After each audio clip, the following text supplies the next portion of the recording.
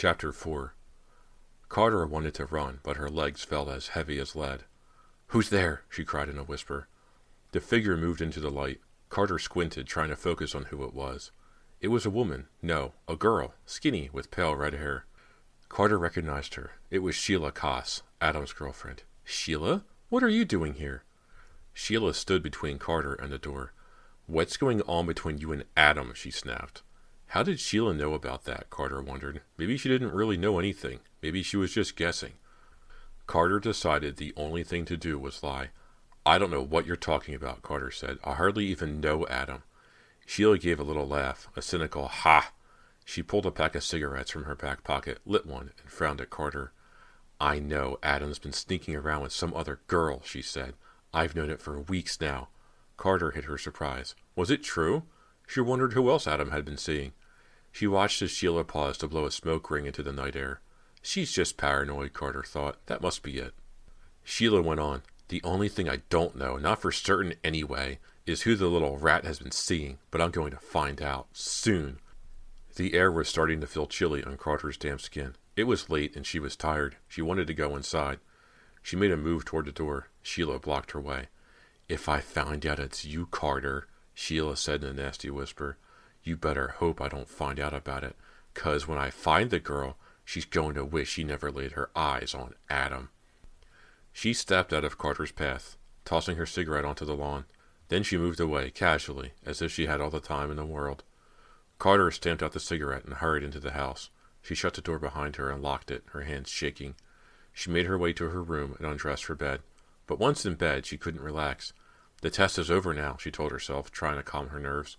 The date is over, it's all over, and Sheila doesn't know anything for sure. But if Sheila didn't know anything, what had made her show up at Carter's house that night? What would make her suspect that Carter was seeing Adam, unless she knew something? With these thoughts whirling through her mind, Carter eventually managed to fall into a restless sleep. She woke up late the next day, still tired. If she didn't dress quickly, she'd be late for her tennis date with Jill. She threw on a clean white t-shirt and a pair of white shorts and grabbed her tennis racket, bag, and car keys. She pulled into the club parking lot at exactly 1. The sun was bright and the air was very warm. So far it had been a very early spring. Carter got out of the car and started for the clubhouse looking for Jill's car. It wasn't there, but Adam was. He was standing outside the gates wearing a black t-shirt, cut-off jeans, and black high-top sneakers. Not exactly proper tennis attire. His dark hair was pulled back in a ponytail, and he was holding a beat-up wooden tennis racket and a gym bag. Adam was scowling. A uniformed security guard stood next to him, his arms folded across his chest. Carter gulped nervously as she walked toward the gates. He was serious, she thought. He really showed up. I can't believe it. "Hi, Carter," Adam said when she reached him. "This guy," he jerked his thumb toward the guard, "wouldn't let me in. I told him I'm your guest, but he doesn't believe me." Carter wanted to sink into the ground. The guard stared at her, slightly surprised now, but his face didn't completely lose its no-nonsense expression. It's okay," she said to the guard. "He's with me." The guard, still skeptical, let his arms drop from his chest and stepped aside. Carter led Adam through the gate into the North Hills Country Club. North Hills was the most exclusive club in Shadyside. High walls hid it from the public view, so few non-members even knew what it was like. Inside, the grounds were beautifully landscaped.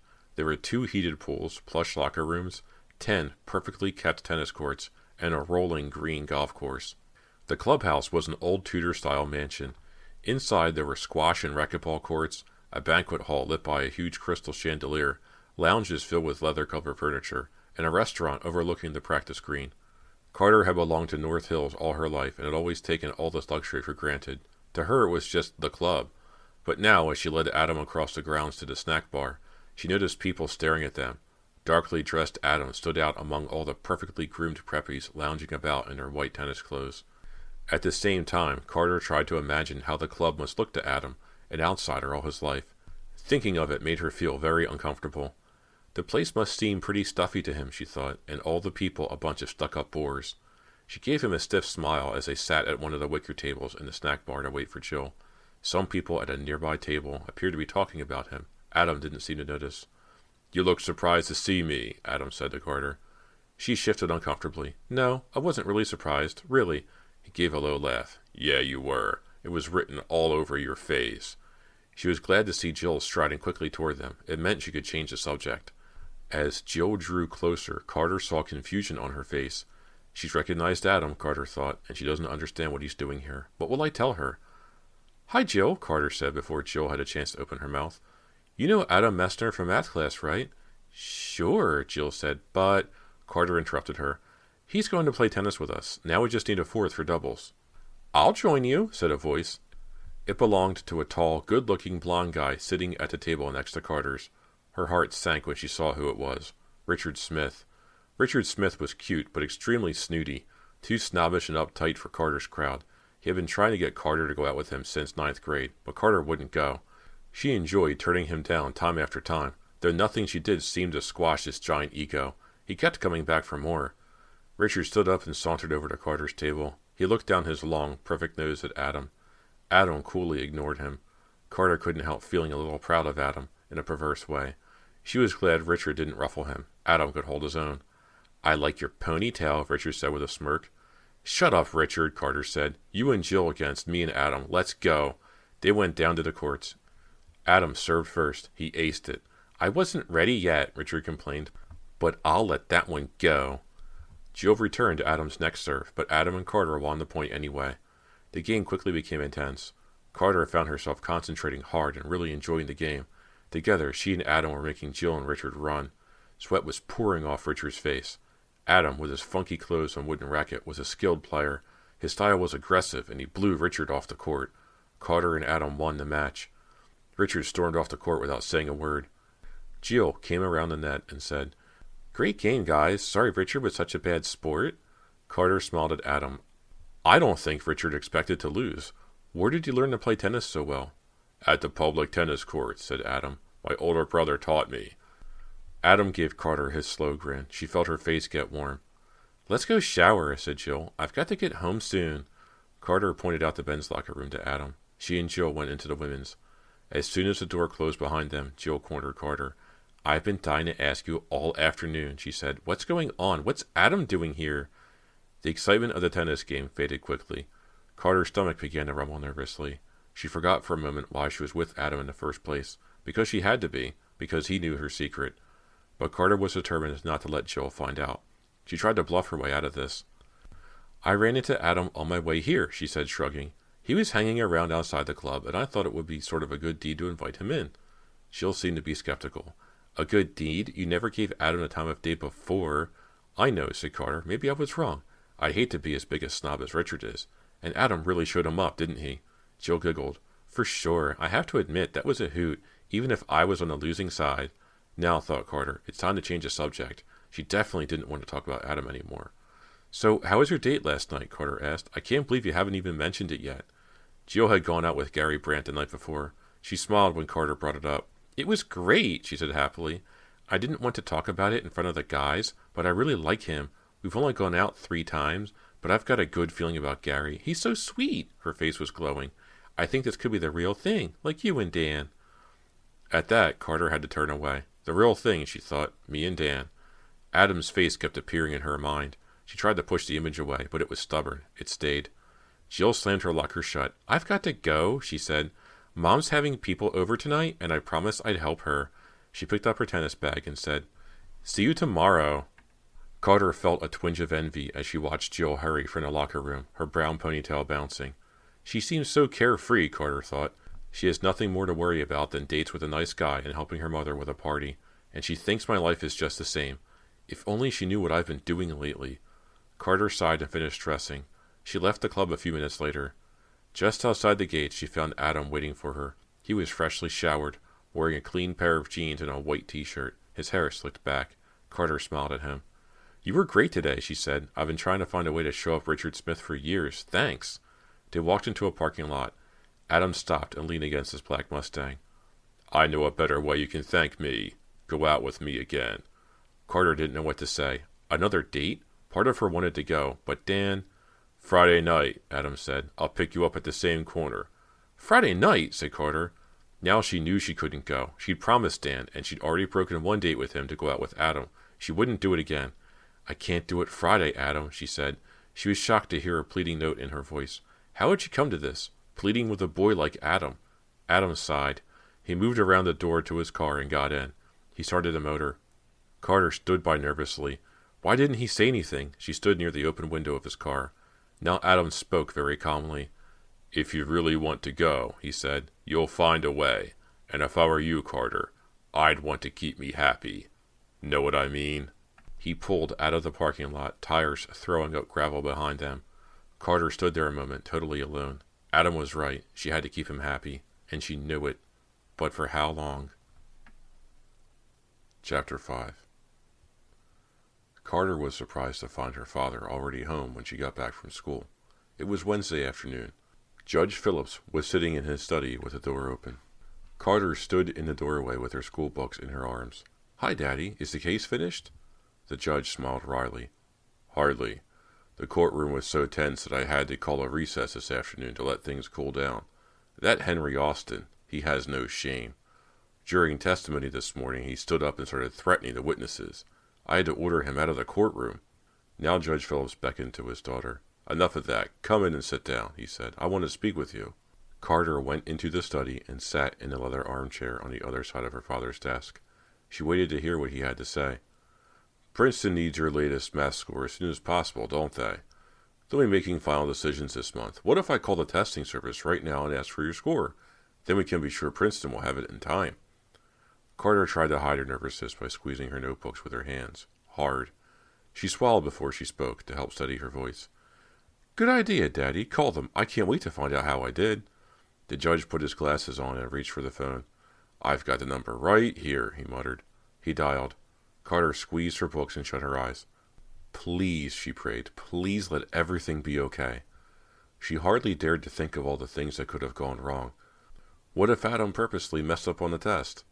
No, he wouldn't do that, but he might not have done as well as he thought he had. Carter knew her father would be satisfied with nothing less than 700. She could imagine what would happen if she scored lower than that. He'd tell her to close the door. Then what? He'd make it clear that he was disappointed. He'd tell her that her life was ruined, and she'd ruined his too. But the worst possibility of all was much more terrible than that. What if the testing service said that they suspected that Carter had cheated? What if, somehow, they knew? This is Judge John Phillips, she heard her father say. My daughter, Carter, took the math achievement test for the second time last Saturday. We need to send the score to Princeton right away. Would it be possible for you to give it to us early? He paused. Then he put his hand over the receiver. They're going to give us the score now, over the phone, he whispered. Carter's knuckles went white. In her lap, out of her father's sight, her hands were shaking. She gave him a queasy smile. Yes, I'm here. Phillips. 2 L's. That's right. There was another pause. Carter could hardly stand it. If they don't hurry up and give him the score, I'll go crazy, she thought. Yes. Thank you very much.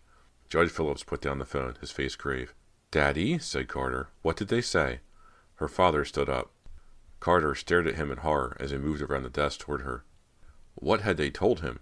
Carter, he began, I have never been as proud of you as I am at this moment. Proud? He was proud? Her mind was whirling. That must be good, right? He stood by her chair now and took both her hands in his. Carter, you can relax. Your score was 730. Now he broke into a wide smile. It was a few seconds before Carter understood what he had said. 730? She got a 730. Everything was all right. Judge Phillips pulled her up from her seat. Her books fell from her lap to the floor, but he didn't notice. He spun her around and around. Princeton, here she comes, he cried joyfully. Carter started to laugh. She had rarely seen her father so happy. At last he stopped twirling her and said, Hurry upstairs and tell your mother the good news. I've just got to run an errand. I won't be long. He rushed out. Carter stood in the middle of the study, stunned. A moment later, Carter's mother came downstairs and into the study. Carter? Did I hear your father's car pull out? Carter nodded. He said he had an errand to do. That's funny, Mrs. Phillips said, shrugging slightly. She seemed to focus on her daughter's face now. And what are you doing just standing in the middle of the room with that strange expression? Has something happened? Well, yeah, Daddy called the testing service to find out what my math score was. And? It's 730. Mrs. Phillips crossed the room and hugged Carter. That's wonderful, dear. Your father must be so happy. Isn't it wonderful? It's great. Carter, we should celebrate. Why don't you look happier about this? You look sort of numb. Carter gave her mother a kiss and said, It just hasn't sunk in yet, that's all. I can't believe it's really true. Well, it is true. It's terrific news. She pulled away from Carter now and started poking through her purse. I wish I could stay and celebrate with you, but I've got to run out and look at flower arrangements for the spring fling. She gave Carter a kiss and added, See you at dinner, dear. Mrs. Phillips left. Carter wandered into the hallway, not sure what to do with herself. She sat down on the bottom step of the carpeted staircase. It worked, she thought. The whole plan worked out perfectly. I got what I wanted. Nothing bad happened. So why don't I feel happy? She had no idea how much time had passed before she heard her father's Mercedes pull into the driveway. A minute later he came into the house, all smiles. In his hand he held a tiny package, wrapped in robin's egg blue paper and tied with a thin white ribbon. He held the package out to Carter, who was still sitting on the stairs. She looked at him in surprise. "This is for you, Carter," said Judge Phillips, "to celebrate the fruits of all your hard work."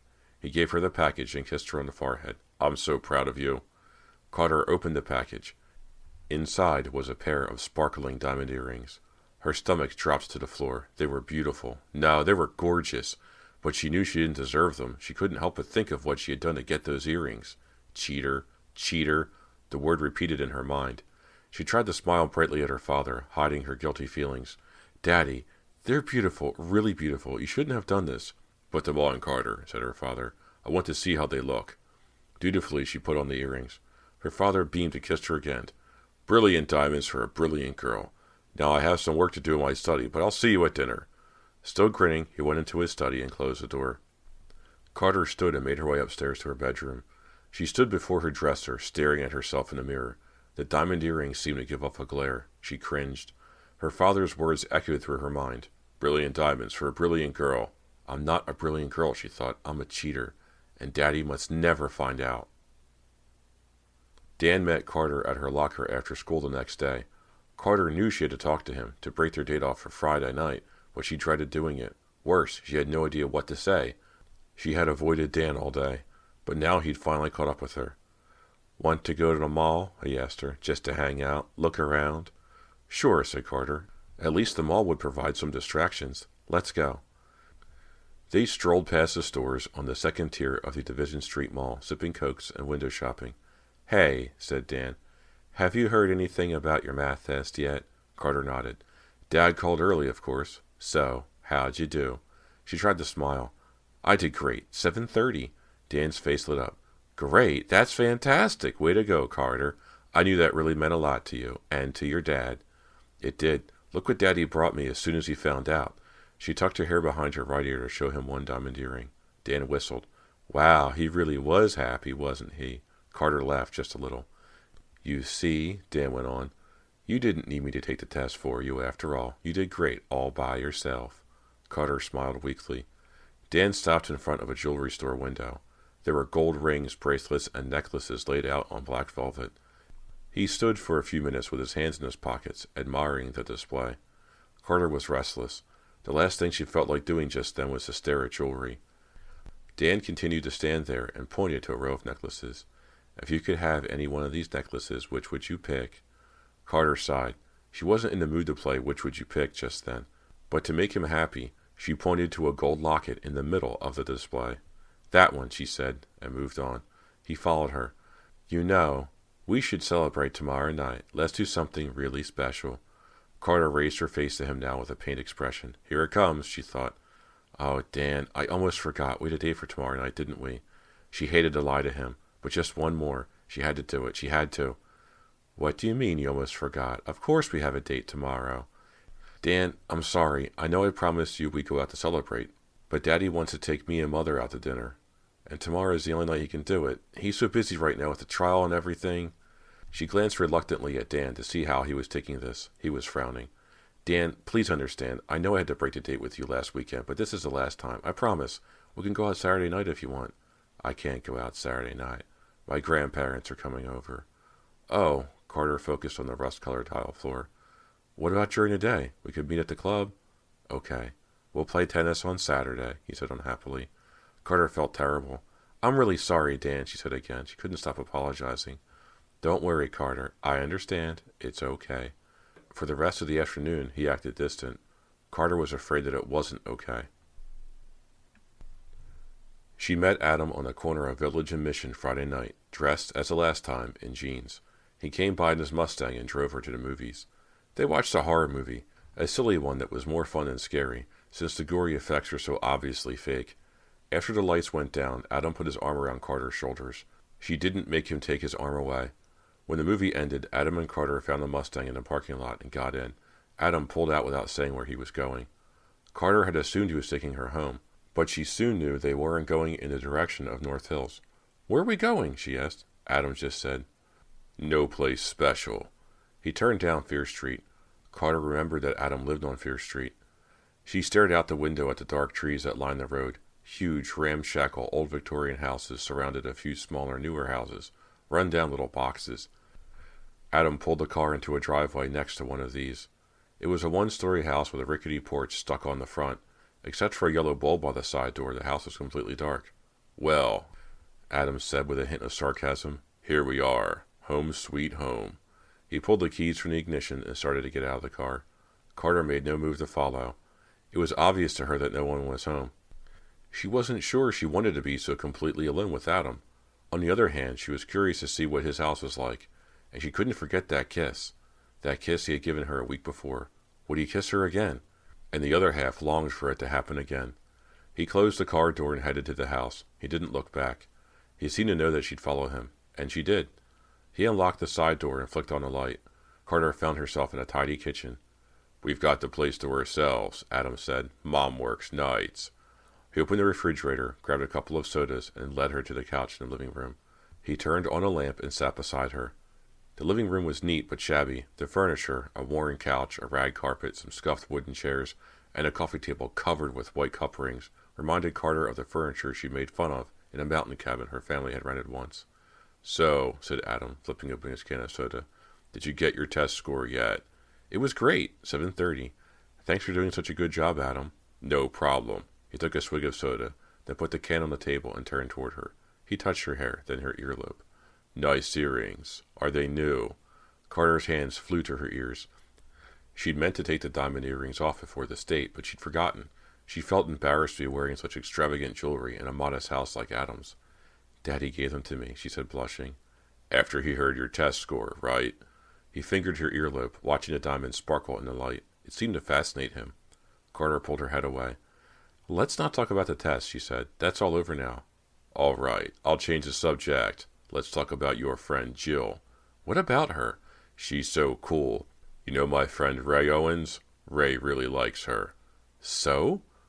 Ray Owens had 5 tattoos and 3 earrings. Unlike Adam, he wasn't smart. As far as Carter was concerned, Jill and Ray lived on 2 different planets.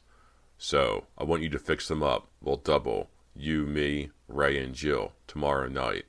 Carter gaped at him. Not only was he demanding another date with her, now he wanted to drag Jill into it too. Jill would never go along with it. How could Carter explain it to her?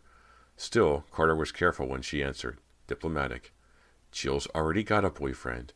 She's really not free to go out with other people." "That's not important. Ray's my friend. He wants to go out with Jill. You're going to set it up. No problem, right?" She started to protest, but he stopped her by pressing his mouth against hers. She melted. It was a great kiss. But then he pressed down on her harder. She tried to get up. He wouldn't let her. His chin brushed roughly against her cheek. "Stop!" she screamed. "Stop!" She jumped up, started to back away. He followed her, grinning, and pressed her against the wall. Chapter 6. Carter struggled, trying to get away from him, trying to breathe. But he held her against the wall. She gave one big push against his chest. He smiled at her arrogantly. She was pinned. He had complete control of the situation. They both knew it. Then all at once he let her go. She moved away quickly and straightened her shirt. "Whoa, look at him," she said angrily. "You took the test for me. I appreciate it. We agreed I'd go out with you once. This is already our 2nd date. I have a boyfriend. I've done more than I had to. Now you've got to leave me alone." Adam's eyes burned with anger. He began to pace the room. Carter felt a stab of fear. His eyes were cold with pent-up anger. He seemed capable of anything. "What's your problem, Carter?" he sneered, turning on her. "Aren't you having a good time?" She was really afraid of him now, afraid of doing something that might let that fury loose. "Listen," she said, "if I set up this double date, will you leave me alone?" She could almost see the anger in his eyes fade. It had worked. His cool demeanor returned. "It's worth a shot, Carter. You won't know until you try." She stood still for a minute. She didn't know what to do next. "Go on. Call Jill now." He pointed toward a table in the hallway, next to the kitchen. The phone sat on the table. Carter walked stiffly to the table and picked up the receiver. With a glance at Adam, she dialed Jill's number. "Please don't be home, Jill," Carter prayed. If Jill wasn't home, then maybe she wouldn't have to do what Adam asked. But Jill answered the phone. Hi, Jill, it's me. Hi, Carter. Is something wrong? Wrong? Why do you ask that? Well, you're calling kind of late. Carter had no idea what time it was. She glanced at her watch. It was after 11. Sorry, Jill. I didn't mean to call so late. Maybe I'd better call you back tomorrow. Carter glanced at Adam. He was sitting on the arm of the couch, watching her. At her last words, he shook his head firmly. No, it's okay. Gary and I are just hanging out, Jill said. What's up?